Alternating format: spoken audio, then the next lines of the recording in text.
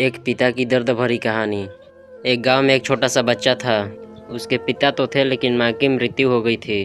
पिता सारा दिन काम करता और अपने बेटे को पाल पोस कर बड़ा करता है। वह सारे सुख अपने बेटे को देता है जो एक माँ दे सकती थी। उस पिता ने कभी कुछ नहीं मांगा, सिर्फ इतना ही मांगा कि मेरे बेटे को कोई परेशानी ना हो। दिन बीतते गए, बेटा पढ़ लिख कर अच्छा जॉब भी करने लगता है और वह शहर में रहने लगता है। कुछ दिन बाद वह अपने पिता से मिलने आता है और कहता है, पापा मुझे कुछ पैसों की ज़रूरत है। मैं चाहता हूँ कि शहर में ही ज़मीन लेकर अपना घर बना लूँ। पिता इस बात को सुनकर बहुत खुश होते हैं। सोचते हैं कि मेरा बेटा है, एक न एक दिन नाम करेगा।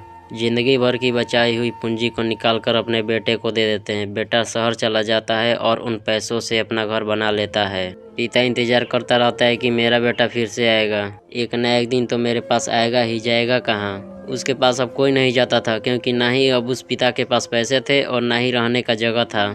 कुछ दिन बाद बेटा फिर से लौट कर आता है और अपने पिता से कहता है, पापा अब आप दादाजी बनने वाले हैं। पिता को बहुत खुशी होती है इस बात को सुनकर। वो कहते हैं, तुम मुझे मेरी बहू और पोते से कब मिलाएगा। बेटा कहता है, बस पापा थोड़ी दिन और। पापा मुझे कुछ पैसों की ज़रूरत है, क्योंकि आजकल थोड़ा जॉब में खींचवीच हो रहा है, जिसके कारण से मुझे कुछ दिन के लिए सस्पेंड कर दिया गया है।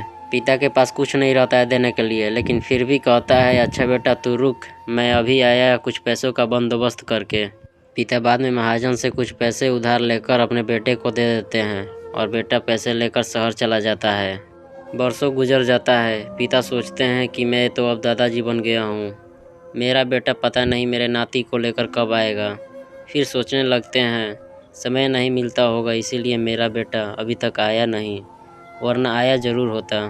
तब तक महाजन 2-3 आदमी को लेकर उस पिता के घर पर आ जाता है और कहता है, आपके वादे के मुताबिक मैं पूरे 3 महीने बाद आया हूँ अपने पैसे ले जाने। पिता कहते हैं, मेरे पास पैसे नहीं है देने के लिए। महाजन कहता है, जब पैसे देने नहीं थे तो आपने मुझसे उधार क्यों लिया।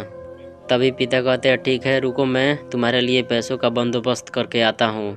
और वहाँ के नज़दीकी अस्पताल में चले जाते हैं। वहाँ जाकर अपना ब्लड डोनेट करते हैं और अपनी एक किडनी बेच देते हैं और उस महाजन का कर्ज जुटा कर देते हैं। किडनी बेचने के बाद उनकी स्थिति और भी ख़राब हो जाती है और वह उस राह में जी रहे होते हैं कि मेरा बेटा एक दिन आएगा ज़रूर।